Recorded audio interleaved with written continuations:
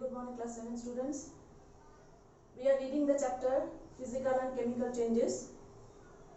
In the previous classes, in the previous lectures, we have already read about different types of physical changes. Now from today, we will start chemical changes. But before we learn about chemical changes, first let us see what are chemical substances. What are the different types of chemical substances? Then we will learn about the chemical changes. Okay? If we talk about chemical substances, first of all, let's revise what is matter. Matter can be defined as anything that has weight and occupies some space. So matter can be defined as anything that has weight and occupies some space. Right? There are different types of matter on earth: solids, liquids and gaseous. In the previous classes, that is in class 6, you have learned about atoms and molecules. Right?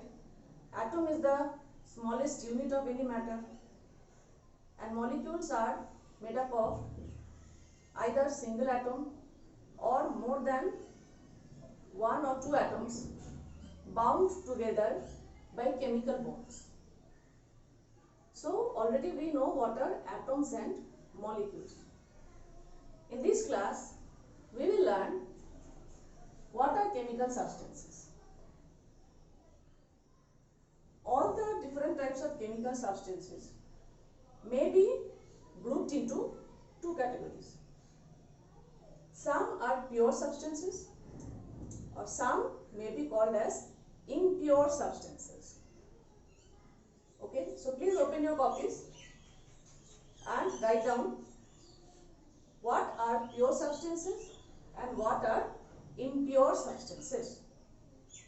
We can define pure substances as the substances that are made up of only one type of atom or molecule. Please write down, pure substances are made up of only one type of atom or molecule. Examples: under pure substances, we will write elements and compounds. Now, next, impure substance. Impure substances are made up of different types of atoms or molecules. Impure substances are known as mixtures. Please write down these two categories of chemical substances.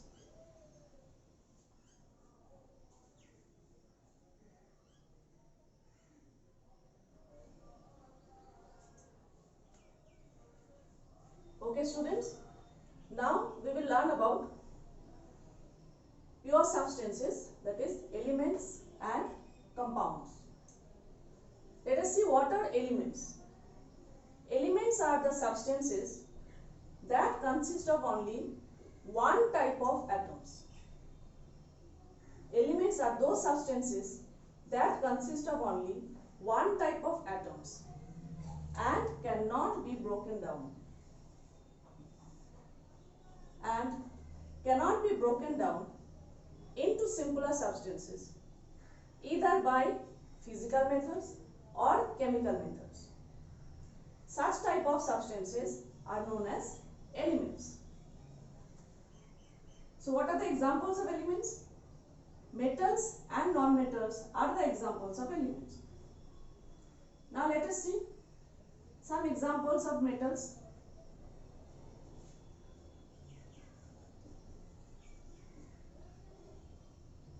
Like iron, copper,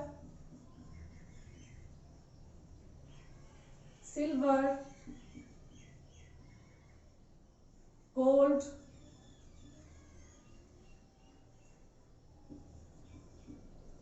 iron, copper, silver, silver, gold, aluminium and many other metals are present in nature. For example, atoms of iron show only the properties of atom. Atoms of silver will show the properties of silver only. Therefore, atoms of an element exhibit the properties of only that specific element, not of any other. So this is the characteristic feature of elements. Iron, copper, silver, gold, aluminium, sodium, potassium, zinc and many other metals are present in nature. Out of non-metals,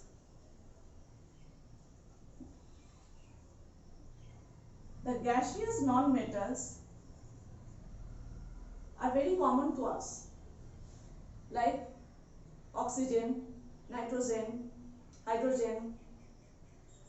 Then among solid non-metals, copper, sulfur, phosphorus. Okay, so you write some of them. It's carbon. Okay, it's carbon, phosphorus, sulfur. I'm sorry, it's not copper. Copper is under metal. Non-metals, you start with carbon, sulfur, phosphorus,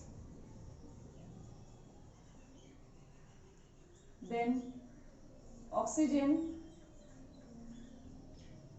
hydrogen. Okay, these are the examples of common non-metals in nature.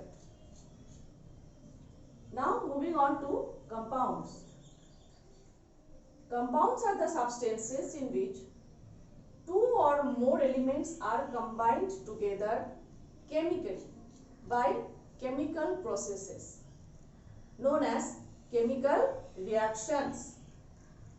So compounds are the substances in which two or more than two types of elements combine together chemically. Okay, but in definite proportion. So this point is very important. Definite proportion. When I will discuss example, it will be clear to you. Let's take example of water.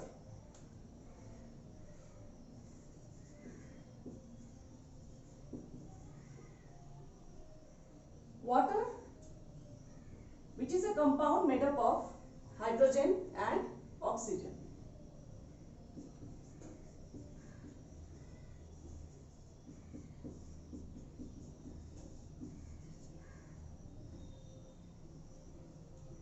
Therefore, wherever you find water molecule on earth, every time the proportion of hydrogen is to oxygen would be fixed. Wherever you find water, whether it is in Asia, Europe, America, wherever it is, everywhere amount, that is proportion of hydrogen is to oxygen would be same. Similarly, all other compounds, wherever on earth you find them, proportion remain fixed. Right? One more example you can write, that is carbon dioxide. You can write carbon dioxide, which is a gas present in air.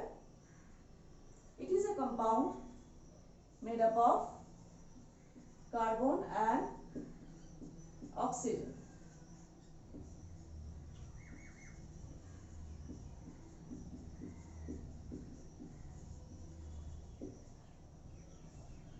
Similarly, all the oxides, sulfides, chloride, among chloride a very common compound is common salt, that is sodium chloride.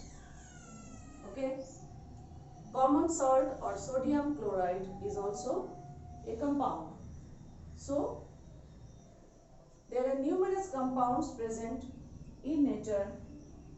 You can write common salt or sodium chloride.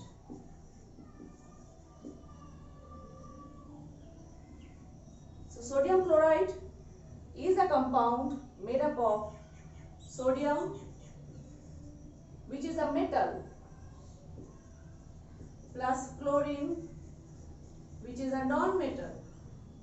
Sodium is one of the soft metal and chlorine is a non-metal, a gaseous non-metal. Okay, so in short, please write down water elements and water compounds.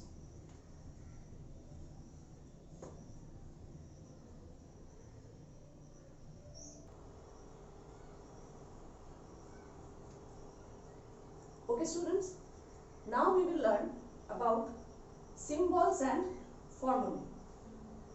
Let us see what are symbols and what are formulae. Symbols or chemical symbols are those symbols which help us to represent an element.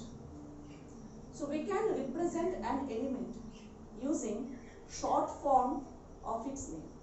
Short form or abbreviation, which is called abbreviation. You know about abbreviation already, right? You know how to represent a name with its abbreviation. Okay. Similarly, we can represent elements by the abbreviation from its name. They are known as chemical symbols.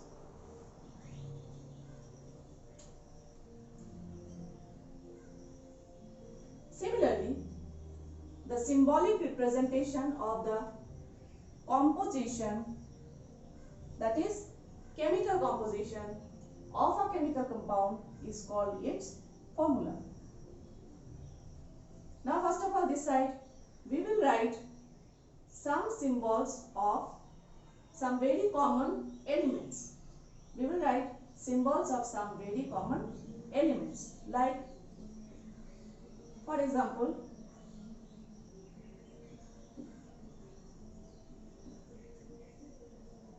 say carbon. Carbon, we see carbon, mostly the source of carbon is coal, then coal gas, okay. Also the soot that is obtained due to burning of something, okay. Therefore carbon is present everywhere, it's very common. Chemical symbol is C. We can represent carbon with C. One more element, non-metal, that is chlorine. You can see it also starts with C. Therefore, chlorine is represented as the symbol Cl. Next, hydrogen, symbol H. Oxygen, obviously O. Nitrogen, N. Say iron or copper, suppose copper.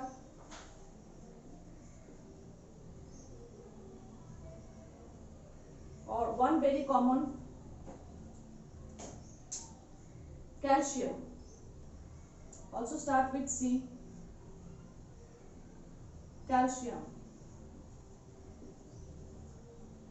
symbol Ca.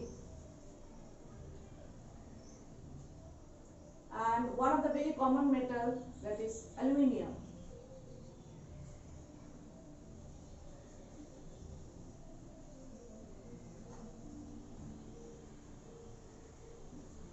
Chemical symbol N.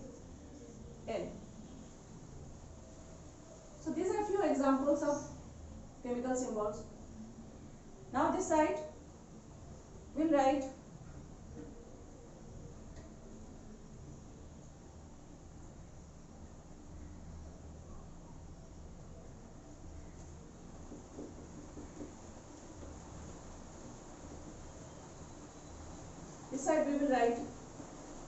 compound.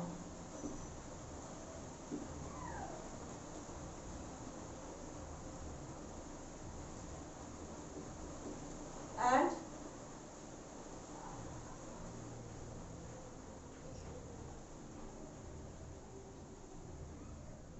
chemical formula of each. We'll start with most common compound, that is water.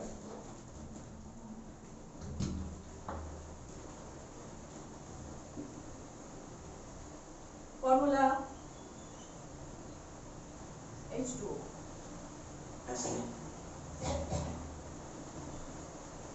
Next, carbon dioxide, compound of carbon and oxygen. It is an oxide compound of carbon. Oxide compound.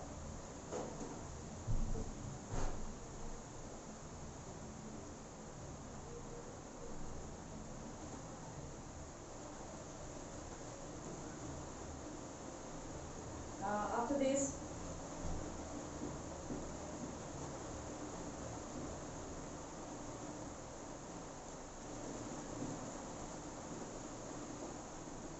hydrochloric acid.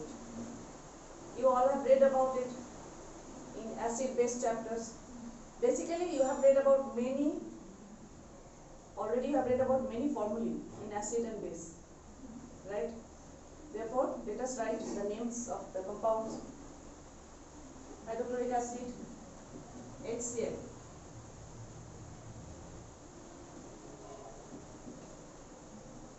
Sulfuric acid, H2SO4.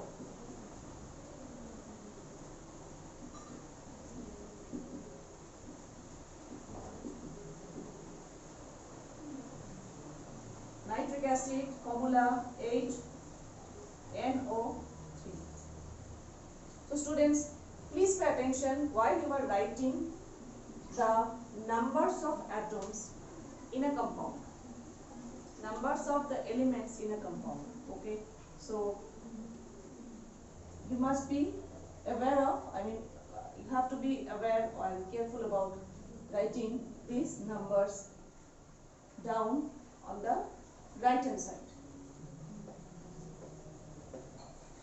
Okay. So by these numbers we can find out that how many atoms are present of that particular element in this compound. Say for example H2SO4. There are 2 atoms of hydrogen, 1 atom of sulfur and 4 atoms of oxygen present in 1 molecule of sulfuric acid. So now what a symbol and a formula actually represent? A symbol of any element represent 1 atom of that symbol, of that element. Whereas formula represent 1 molecule of that very compound. Now, although there are certain elements in which 1 molecule may be made up of only single atom even, or more than 1 atom. This is the concept of atomicity. Atomicity. It means how many atoms form the molecule of that very element. Okay. So please write this down.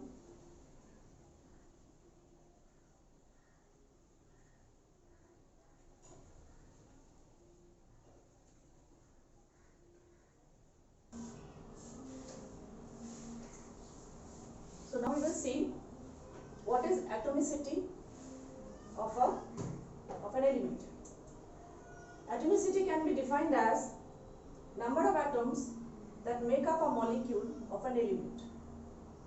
The number of atoms that make up a molecule of any element. That is, one molecule of any element is made up of how many atoms? Here are some examples of elements. We will see their atomicity. Number one, helium. In helium, only one atom is sufficient, and it is also considered as one molecule of helium. So, let us write the symbol of helium.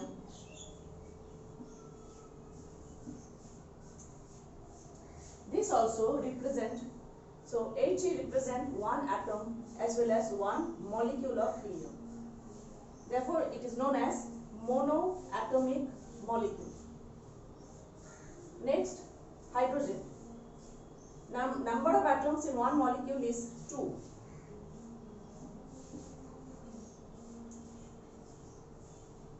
So, formula of one molecule of hydrogen is H2 because it is a diatomic molecule.